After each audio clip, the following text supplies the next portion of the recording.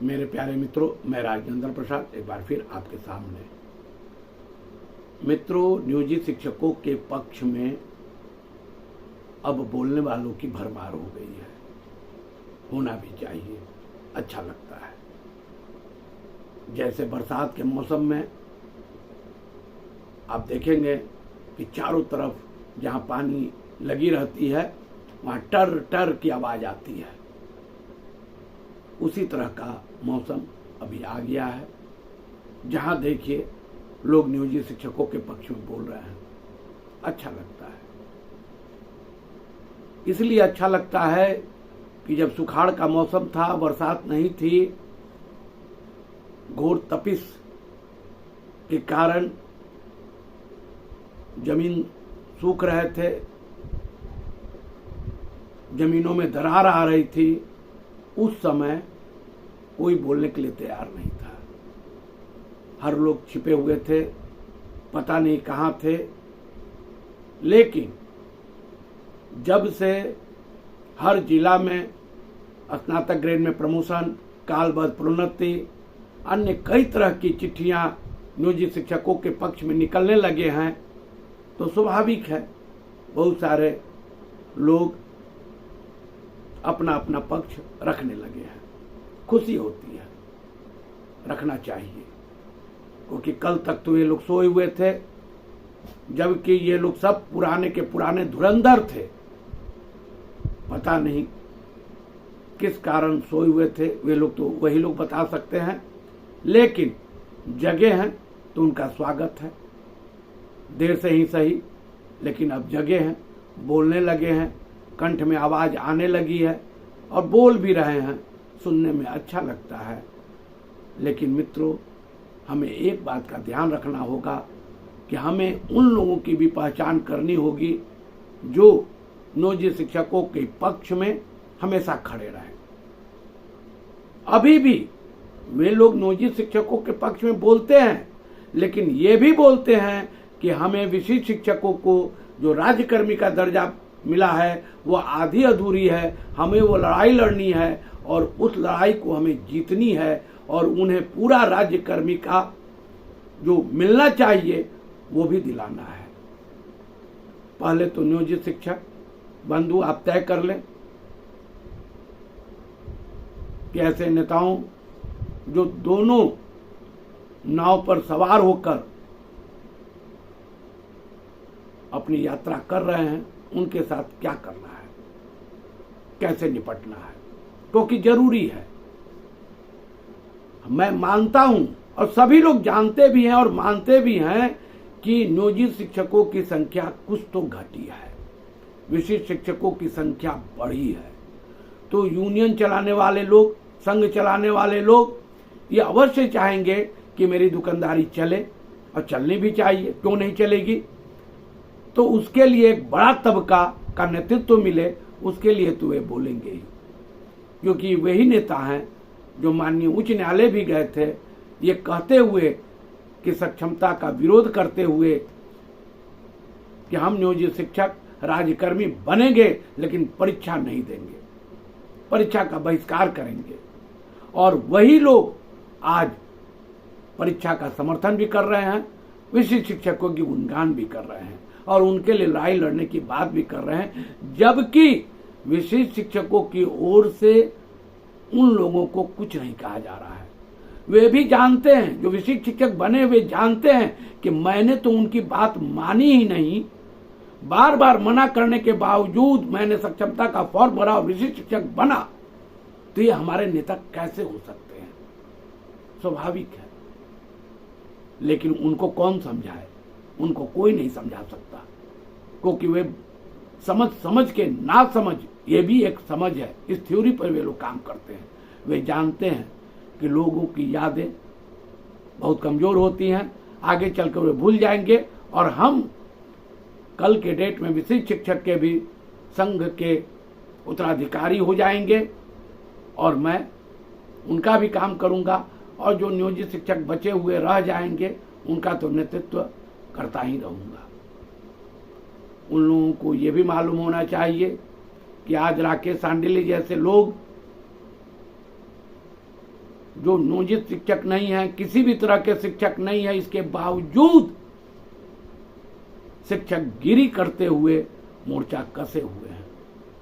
मेरे प्यारे मित्रों, हमें अब जरूरत है एक दूसरे की पहचान करने की, और हम खुशी जाहिर करते हैं कि वे लोग बोल रहे हैं।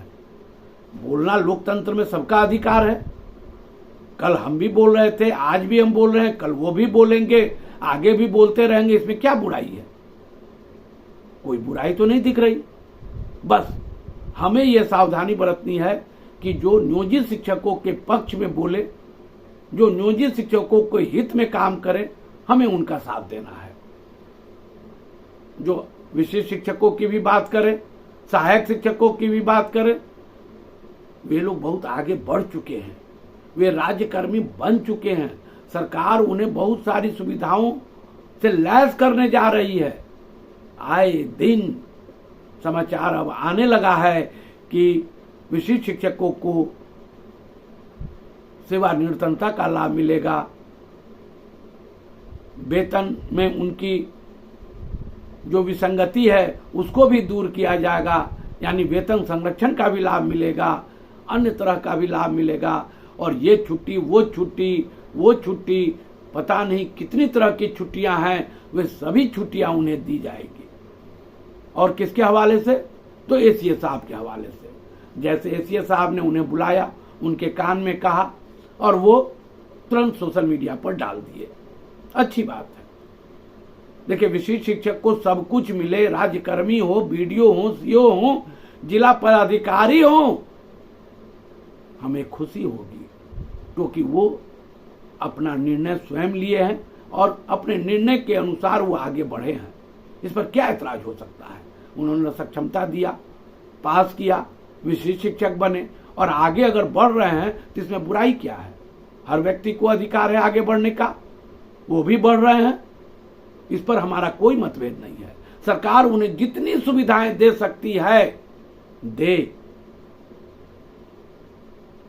हमें कोई ऐतराज नहीं है। हम तो नियोजित शिक्षकों के लिए लड़ रहे हैं। हमारी लड़ाई सिर्फ और सिर्फ नियोजित शिक्षकों के लिए है। नियोजित शिक्षकों को स्नातक ग्रेड में प्रमोशन मिले, कालबद्ध प्रोन्नति मिले, स्नातक प्रधानाध्यापक के पद 50% इन्हीं लोगों में से भरा जाए, यही तो हम चाहते हैं। जो नियमावली 2020 में लिखा हुआ है और सरकार ने वादा किया है, माननीय उच्च न्यायालय में भी जाकर के उन्होंने कहा है, तो उसी बात को तो हम भी दोहरा रहे हैं कि यही बातें जो सरकार कह रही है वो नियोजित शिक्षकों को दे दे। आखिर वेतन हमारा जो नियोजित शिक्षकों का है ग्रेड पे है ना? क्या नहीं है? खुद सोचिए। हमारा वेतन निर्धारित किया गया है 5200 से 20,200, उसके साथ ग्रेड पे दिया गया है। हमें हर बार जब डीए बढ़ोतरी होती है वो मिलता है। हमें भी तो सब कुछ मिल ही रहा है। केवल कहने के लिए हम राज्यकर्मी नहीं हैं। ठीक है, आप मानते रहिए हम राज्यकर्मी नहीं, हम तो खुद मानते हैं कि हम राज्यकर्मी हैं। आपके मानने और नहीं मानने से क्या फर्क पड़ता है? ठीक है, हम नियोजित शिक्षक हैं, हम ये भी बात मानते हैं, लेकिन हमें जो मिल रहा है वो तो विशिष्ट शिक्षक को भी नहीं मिल रहा है, वो तो अध्यापक को भी नहीं मिल रहा है जो लोक सेवा आयोग द्वारा चयनित होकर आए हैं। 8वां वेतन आयोग में जो फायदा होगा, जो सभी को होगा, उसमें मेरा भी नाम है, नियोजित शिक्षकों का भी। वेतनमान है ना, ग्रेड पे है ना, ये दोनों चीज है। बाकी लोग को है वेतनमान और ग्रेड पे नहीं, तो फिर हमें किस बात का डर? हम तो यही चाहते हैं कि वेतनमान और ग्रेड पे उसी को मिलता है जो राज्यकर्मी होते हैं। खैर, आप मानते रहें कि हम राज्यकर्मी नहीं हैं, लेकिन मैं तो मानता हूं कि मैं राज्यकर्मी हूं, नियोजित शिक्षक राज्यकर्मी हैं, 60 साल की आयु तक नौकरी करेंगे, हर वो काम करते हैं जो सरकार उन्हें देती है, फिर डर किस बात का। और लोग प्रलोभन देते रहें, एसीएस साहब के द्वारा, शिक्षा विभाग के सूत्रों के द्वारा, ये सब आएगा, जरूर आएगा, क्योंकि उन लोगों ने भी मान लिया कि सक्षमता 3 का फॉर्म बहुत कम लोगों ने भरा है, 4 और 5 की बारी है, कुछ तो करना पड़ेगा ना गुमराह करने के लिए। आखिर हम पैदा किस लिए हुए हैं? हम सरकार के काम में अगर मदद नहीं करें, हमने तो उनका नमक खाया है, तो हम कर रहे हैं, गुमराह कर रहे हैं। नियोजित को गुमराह करना ही मेरा एकमात्र मकसद है।